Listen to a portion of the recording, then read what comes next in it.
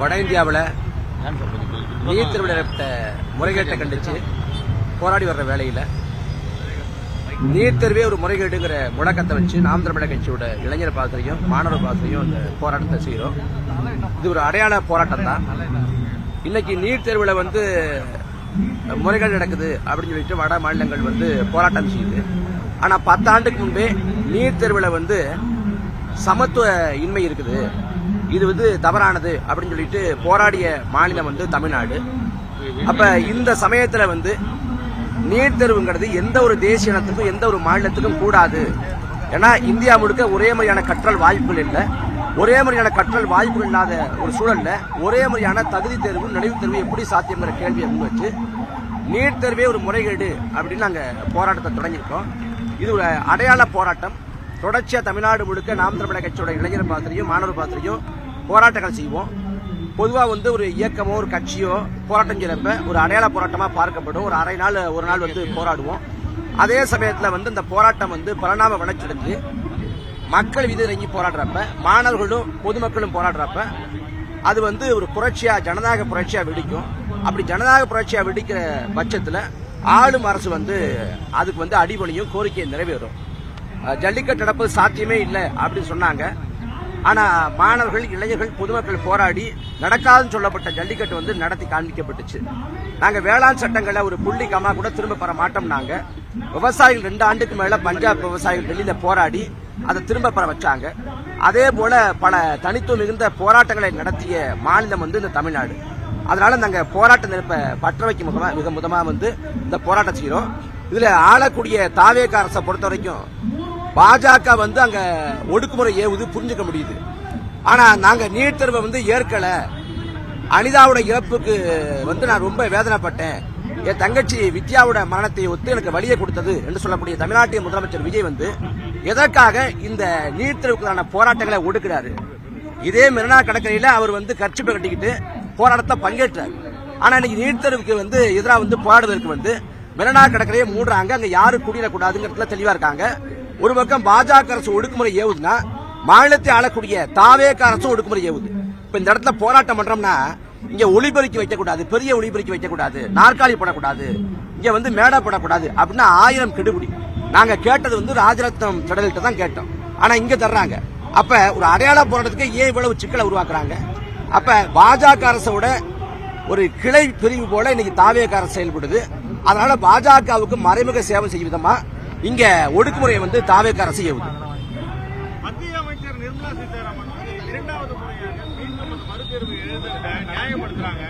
அதனால மாணவர்கள் நல்லா ப்ரிப்பேர் பண்ண முடிஞ்சது அப்படின்ற மாதிரி ஒரு சில மாணவர்கள் அவங்க கிட்ட சொன்னதா சொல்றாங்க. இல்ல ஒரு கேள்விதான். நீட் தேர்வை பொறுத்த வரைக்கும் ஒரே கேள்விதான். நான் 1வது தொடங்கி 12வது வரைக்கும் படிக்கிறேன். நான் 12வது போல எவ்வளவு மதிப்பெண் பெற்றாலும் அதுக்கு மதிப்பு கிடையாது.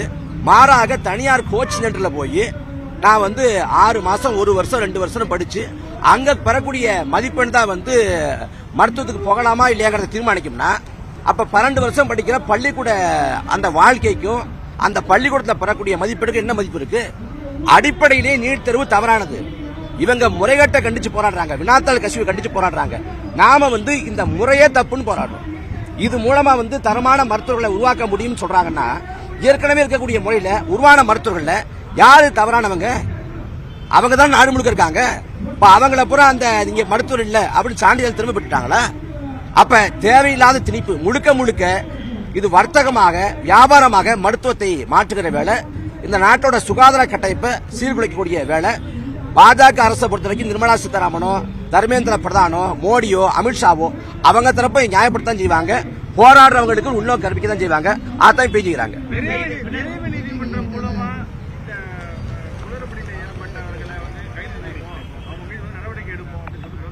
எப்ப சொல்றாங்க? எப்ப போராடி 20 நாள் கழிச்சா? அப்ப கசிவு ஏற்பட்டு இருக்கு, உடனடியா தேர்வை தள்ளி வச்சிருக்கீங்க, உடனடியா பண்ண வேண்டியதானே? அதுக்கு 20 நாட்கள் போராடி பல பேர் தடியடி வாங்கி அடி உத வாங்கி மிதி வாங்கி இவ்வளவு நாடு முழுக்க ஒரு கலைபுர சூழல் உருவாகி அதுக்கு பிறகு தான் செய்வீங்கன்னா அப்ப அரசோட வேலை என்ன? முறைகேடு நடக்குதுன்னா முதல்ல நீங்க யார் தொடர்புடையவங்களோ நடவடிக்கை எடுத்துக்கணும்ல. அப்ப எல்லாமே போராட்டத்தை இழுத்து போக செய்யறதுக்காக செய்யக்கூடிய ஒரு கண்துடைப்பு தானே ஒழிய உளப்பூர்வமா செய்கிற வேலை இல்லை. ஏன்னா இந்த நொடி வைக்கும் தர்மேந்திர பிரதான் தார்மீக பொறுப்பேற்று பதவி விலகல. அப்ப முழுக்க முழுக்க பாஜக வந்து இந்த போராட்டத்தை எப்படியாவது சீர்குலைக்கணும், எப்படியாவது நிறுத்து போகச்சுங்கிறதுக்காக அவங்க செய்யக்கூடிய வேலை தான் இது. சார், நீட் தேர்வை பொறுத்த வரைக்கும் தமிழகத்தினுடைய நிலைப்பாடு வந்துட்டு நீட் வேண்டாம் அப்படிங்கிறது தான். பட் ஆனா இன்னும் கொஞ்சம் அழுத்தம் தரணும் அப்படின்னு எதிர்பார்க்கிறீங்க. தமிழ்நாடு அரசு என்ன பண்ணுது? முதல்ல தமிழ்நாடு அரசுக்கு எதை பத்தி கவலை இருக்குது? தமிழ்நாடு அரசை பொறுத்த வரைக்கும் நீட் தேர்வு வேண்டாம் அப்படின்னு போராட்டம் நடக்குது. இந்த போராட்டம் தாவேக அரசோட கோரிக்கைக்கு முழக்கத்துக்கு ஆதரவான போராட்டம் தானே. இப்ப இங்க பாலை நிலத்துல போராடுறாங்க. இதே பாலை நிலத்துக்கு ஆதரவு கேட்டு ஐயா விஜய் போனார்ல, இப்ப ஆதரவு கேட்டு விஜய் போனவரு அந்த போராட்டத்துக்கு ஆதரவு ஏன் போகல? நடத்துறது வந்து மத்திய அரசுக்கு தான போராட்டம். ஒன்றிய அரசு வந்து நீட்டை விளக்கணும், நீட்டை ரத்து பண்ணுங்கிறதுக்கான போராட்டம். ஏன் போகல? விஜய் போகல, மத்தவங்க போகலாமே, புஷி ஆனந்த் போகலாமே, நிர்மல்குமார் போகலாமே, ஏன் யாருமே போகல? அப்ப ஆதரவு கட்டு போய் நீங்க பாலை நிலத்துல நீங்க போராடுற அங்க போகல. அப்ப தாவேக அரசை பொறுத்த வரைக்கும் இந்த போராட்ட நெருப்பு வந்து பற்றக்கூடாது. இங்க தமிழ்நாட்டில் பற்றி இருந்தா மோடி கோச்சுக்குவாரு, மோடி கோச்சுக்க கூடாது. மோடிக்கு சேவகம் செய்யக்கூடிய வேலையை தான் தாவேக அரசு பண்ணுது. எதுக்கு போராட்டங்களை விடுக்குறீங்க? மெரினா கடற்கரை நடந்த ஜல்லிக்கட்டு போராட்டத்தை தாவேக ஏற்குதா இல்லையா? ஏத்துக்குச்சுல்ல. இப்ப மெரினா கடற்கரை ஏன் மூடி வச்சிருக்காங்க? அதிமுக அரசு திமுக அரசு போராட்ட அனுமதி படுத்தாங்கன்னா புரிஞ்சுக்க முடியுது. ஏன்னா அவங்க நோக்கம் அப்படி. நீங்க தான் மெரினா கடற்கரை போய் நீங்களே நள்ளிவில்ல. அப்ப முழுக்க முழுக்க திமுகவுக்கும் அதிமுகவுக்கும் தாவேகாவுக்கும் பெரிய மாறுபாடு இல்ல. ஸ்டாலின் வந்து பாஜகவுக்கு மறைமுக அடிமையா செயல்பட்டாரு, எடப்பாடி பழனிசாமி நேரடியான அடிமையா செயல்பட்டாரு அப்படின்னு நாங்க விமர்சனம் வச்சோம். இதுல விஜயை பொறுத்த வரைக்கும் பாஜகவுக்கு ஒரு கொத்தடிமை. கல்வியை வந்து மாநில பட்டியலுக்கு எடுத்து வரணும், அதுதான் வந்து எங்களுடைய கொள்கையும், அதுதான் வந்து நிரந்தர தீர்வா இருக்கும்னு சொல்லிட்டு பள்ளிக்கல்வித்துறை அமைச்சர் அவர் என்ன சொல்றாரு? கல்வியை வந்து முதல்ல அந்த ஒத்திசை பட்டியலை கொண்டு வாங்குற ஒத்திசை பட்டியல இப்ப கல்வி இருக்கு. அவங்க என்ன சொல்றாங்க? இல்ல சிறப்பு ஒத்திசைவு பட்டியலுங்கிறாங்க. சிறப்பு ஒத்திசைவு பட்டியல்னாலும் அதை பாஜக அரசு எடுத்துக்குவான், அதிகார துஷ்பிரயோகம் பண்ணுவான், எதேச்சரிக்கை போக்கொண்டு செய்வான். அப்ப மாநில பட்டியலை கொண்டு வரணும். கொண்டு வராம துரோகம் பண்ண கட்சி காங்கிரஸ். அந்த காங்கிரஸை கூட வச்சுக்கிட்டு மாநில சுயாட்சியை, இந்தியாவோட கூட்டாட்சித்துவத்தை ஒன்னு புதைச்ச கட்சியை கூட்டணியில வச்சுக்கிட்டு நீங்க எப்படி பேச முடியும்? நீங்க இதே நீட் தேர்வு வந்து இந்திய அரசியலமைப்பு சாசனத்துக்கு எதிரானதுன்னு அன்னைக்கு நீதிமன்ற தீர்ப்பு கொடுக்கப்பட்டுச்சு. நீதிமன்ற தீர்ப்பு கொடுக்கப்பட்டப்ப மேல்முறையீடுக்கு போய் அதை ரத்து பண்ண வச்சது காங்கிரஸ் திமுக கூட்டணி அரசு. அந்த காங்கிரஸ் கூட வச்சுக்கிட்டு எப்படி நீட் தேர்வு எதிர்க்கிறீங்க? அதுக்கான தார்மீகம் என்ன இருக்குது? அப்ப தாவேக அரசு முழுக்க முழுக்க நாடகம் போடுது. மாணவர்களும் இளைஞர்களும் போராடி கொண்டிருக்கிறாங்க. ஆனா முதலமைச்சர் இன்னைக்கு 2வது நாளா உட்கார்ந்து ஜனநாயகம் படம் பார்க்கிறாருன்னா நாடு முழுக்க ஜனநாயகம் படுகொலை செய்யப்படுது.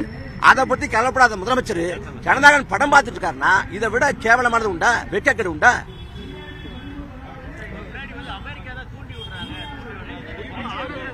என் செவ்வாகரம் சொல்ல வேண்டியதானே, செவ்வாகரத்துல இருந்து விடுறாங்கன்னு. போராட்டத்தை தூண்டுறது என்னங்க தப்பு? போராட்ட கோரிக்கை சரியானதானே, போராட்ட முழக்க நியாயமானதானே. போராட்டத்தை தூண்டா என்ன தப்பு? ரசிக வரியை தூண்டுறான், ரசிக வரியை தூண்டி பல பேர் மன நோயாளியா சுத்துறான். அதை கண்டிக்காத நாட்டுல இதுல வந்து போராட்டத்தை தூண்டுறாங்களா? போர்க்குணமும் போராட்ட உணர்வும் நிரம்ப பெற்ற நிலம் தமிழ்நாடு.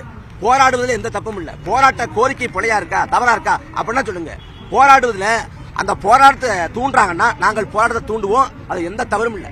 அன்னைக்கு வெள்ளக்கார ஆட்சி காலத்துல வஉசி போராடினப்ப ராஜ துரோகின்னா, இன்னைக்கு மக்களாட்சி காலத்துல நாங்க போராடுறப்ப தேச துரோகிங்கிற.